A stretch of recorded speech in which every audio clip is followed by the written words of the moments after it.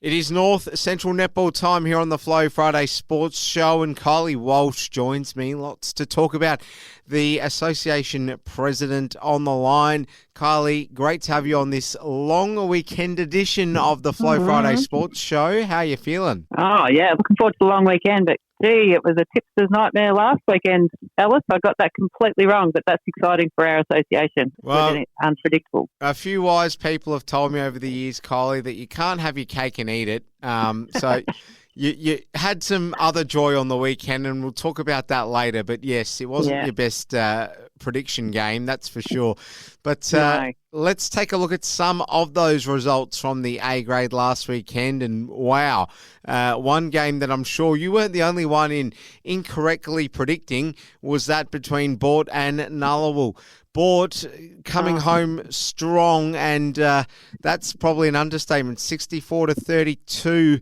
What happened here, Kylie? Oh, I'm actually flabbergasted with this final score, and as you mentioned, my gut, I predicted Nullarbor by a goal, so my gut was obviously completely wrong, but I didn't see this coming at all, and yeah, I'm pretty lost for words for once, but I think it was really the grand final redemption for the Maggies, and I think they've been tweaking some of their players and positions for the last few rounds, so they've been gaining momentum and knowledge through towards this game, but seriously, they had 20-9 goals in the final quarter, so that squad was on a mission with this meeting, and I actually think Nullarbor were just blindsided, and yeah, Boort just took that 4 points and a huge scalp with a 32-goal win over Nullarbor. I don't know what to say.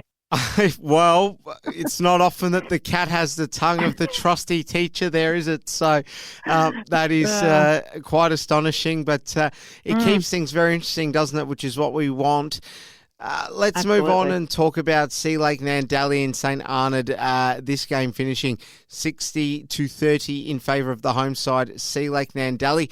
So the Tigers doubling the score of their opponents. They'll be wrapped with that, and boy, they are having a nice season. Yeah, absolutely. And like I said, they weren't mucking around with this game, and I think they were on a mission to try and get up within reaching of the top four, and that's they're gradually climbing up. But I thought it was quite unusual that on the sheet they scored 15 goals each quarter, which is unusual to see, and even 15 goals. So that demonstrated that they were focused, and the whole team were in the same mindset the whole way down the court. But I think St Arnaud should be quite pleased with their second half of the game, because they sort of altered their players between Chelsea Gravener and India Griffith, and that seemed to be really effective. But yeah, the Tigers were far too strong at this meeting, and like you said, it was 60-30 over the Saints, so they'll be extremely pleased with this win. Charlton and Donald is always a big game, and it was almost the game of the round, but not quite. We'll get to that in a moment.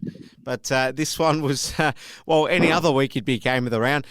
Just 2 goals in it in the end. Charlton winning 42-40. Yeah, and another one of my tips that I got wrong, but it was certainly a close contest. But with the injection of Charlton's Kiara Perry, that seemed to be very effective from the get-go for the Navies. But I think Charlton would have had their hearts in their mouth when they had another injury in the first quarter, but that didn't seem to dismantle their focus about the game, and they were able to hold a 3-goal lead at half-time. But Donald, in an attempt to change their momentum, changed it up a little bit and completely flipped their mid-court and goals, and that was really effective with Donald's youngster, Scarlett Funk, causing some headaches in the circle over Holly Thompson, and it would have been a real nail-biter towards that final quarter with the battle of the smarts on court. And I think that Charlton had that slight edge throughout the game, and that seemed to be their advantage. And yeah, reward with a 2-goal win over Donald. Yeah, it was a great game. I'm sure it was, but not quite the greatest game on the weekend, because that, of course, was our drawn result between the Wedderburn Redbacks and Birchip Watcham, 42 apiece.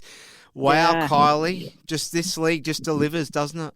Oh, absolutely. It's another week of spectators' delight for me, and faced with another drawn game. But I think, and the quality of game it was, they were probably rightly rewarded. Players wouldn't think so, but as a spectator, to have it a drawn game just shows the colour of the game it was. And it was certainly fast. Redbacks are still trying to find their most suitable goaling combination after a big injury loss of Eliza Lockhart last week, and we wish her well in her recovery going forward. But Wedderburn had a couple of slumps in their goals, so they're still trying to work out what fit. But most games games, the goalies reward their teammates, but this was a battle of defenders watching this, and particularly towards the final quarter, there was really key moments that the defenders really impacted and took the advantage. And I really hope some of our youngsters watch these defenders in their pressure moments. But Maddie Postle and Courtney Gleeson, they were just floating around on the hunt for everything, and their reflexes anticipated in the key moments, whilst the opposing defenders, Cheyenne Parsons and Saskia Coffey, they stopped the Redbacks from these little moments of winnable plays in those dying few minutes. So it was a great game of ups and downs and finished with a draw. But yeah, I'm being very spoilt at these games at the moment, Alice. It's usually the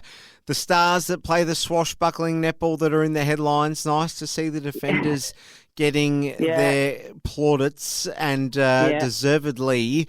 If we can, Kylie, can we get an update on how the ladder's looking from you? Sure. So we have Redback sitting on top with Boort nipping at their heels.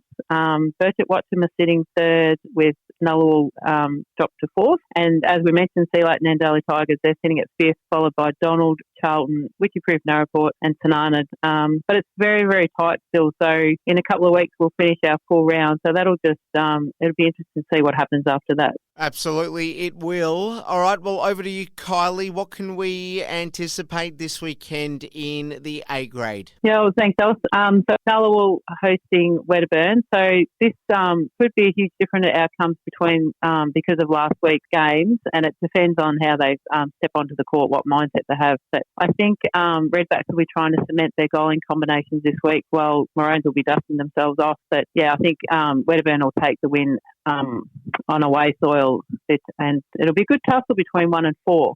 We have Donald hosting Boort. I think Boort will have to be up and about after that big week last week, but they're playing on the in the stadium, so the boards can alter the pace and dimensions of a game, but I think their confidence will carry through from last week, and the Maggies will be too strong for Donald. Charlton are hosting, Tanana are hosting Charlton, so Charlton should carry their confidence through to this game, while Tanana to try and get into the game right into the first quarter, and because they've been very positive last few weeks at the back end of the game, but I think Charlton will be too strong for the Saints. And traditionally, we have Burchett Watson hosting Witchyproof Narraport, and traditionally between these two, it's usually a great contest.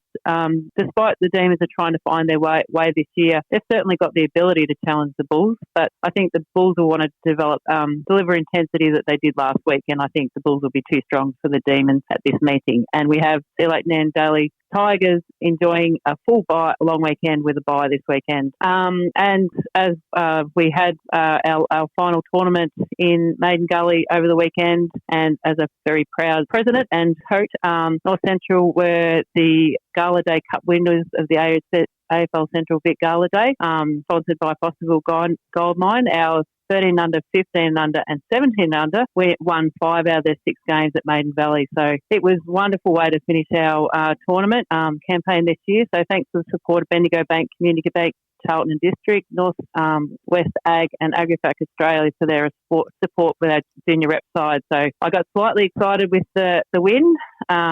Had a big Kev moment, but yeah, it was wonderful to finish it off. And also congratulations to Jenna Angel from Burchett Watson, who successfully obtained her C-grade umpires badge over the weekend. So thank you to our NCNA umpires coordinator, Nicole Amos, for her time and support over the umpires, and our testers on the day, and Better Electrical Tanana for their ongoing support for our North Central umpires. Well, that's where we'll leave it. Lots to discuss and cover, as there always is out of your part of the world, and we love having you here on the Flow FM Friday Sports Show. Kylie Walsh, the Association President of North Central Netball. Great to chat with you again.